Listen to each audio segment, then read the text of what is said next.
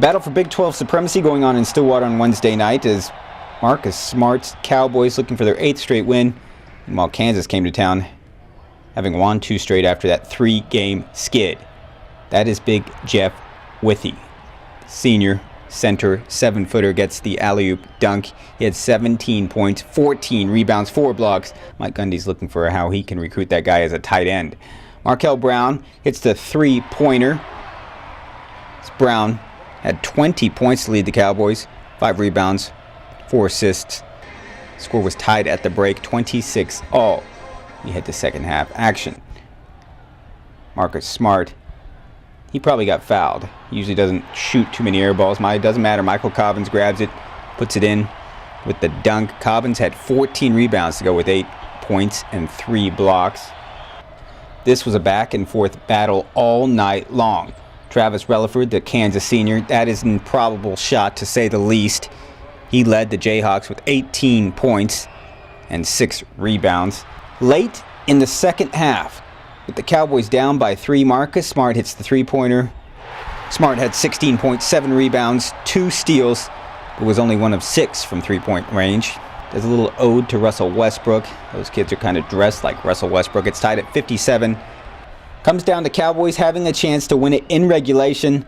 They have basically a whole shot clock to figure out something to do with it. They kind of waste it, though, as Smart gets the desperation heave off. We're going to overtime, tied at 57. Travis Ford's okay with that. The Cowboys have been really good in overtime, 3-0 this season.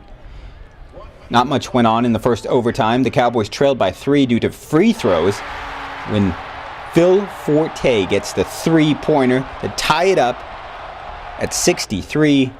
Forte had 13 points. There was only 1 of 8 from deep.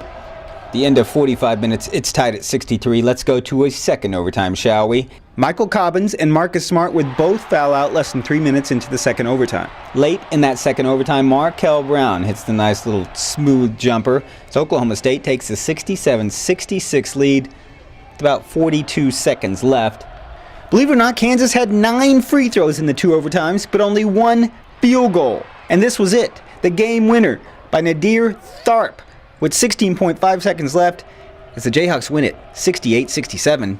Kansas outscored Oklahoma State 44-20 in the paint. The Jayhawks never led by more than 5. The Cowboys never by more than 3. The lead changed hands 23 times. I keep their head up. It's one game. We got to, played hard. We've been making a lot of plays. We've been in this situation, and we've won our share. And tonight, give Kansas credit. I told them that, hey, it's bad if somebody had to lose, but it was us, and you got to move on. It's one game. You can't sit around and sulk about it or pout about it. You got to move on. It's part of sports and part of life. It's not, it's not always going to be perfect. It's very tough. We had a lot of opportunities. It's real tough, but we can't sit here and dwell on it. We got to move on. It's the Big 12. Long game, get our rest, get ready for Saturday. It's really about maturity, Can't sit and just sulk about it, but you also don't want to forget it either. Let it be in the back of your mind to fuel you for the next game. And I believe our team's mature enough to do that, and so we're ready for our next one, learn from this one. So Oklahoma State finishes the game without 2 starters, shoots under 33% from the floor, hits only 3 of 8 free throws in the 2 overtimes, yet loses by a single point to the bully of the Big 12, Kansas, a team that's now put itself in great position to win the Big 12 regular season title outright for a 5th straight year. This was huge today. Oklahoma State's terrific. They got a terrific team, and they're well coached, and the crowd was great, awesome. Good memories of being here when this place was rocking, and it was certainly rocking tonight. Of course, Oklahoma State has now played in 2 straight overtime games, but there's no rest for the weary. The Cowboys must now make by far the longest trip of the season, all the way to Morgantown, West Virginia, for a 1 o'clock tip on Saturday afternoon.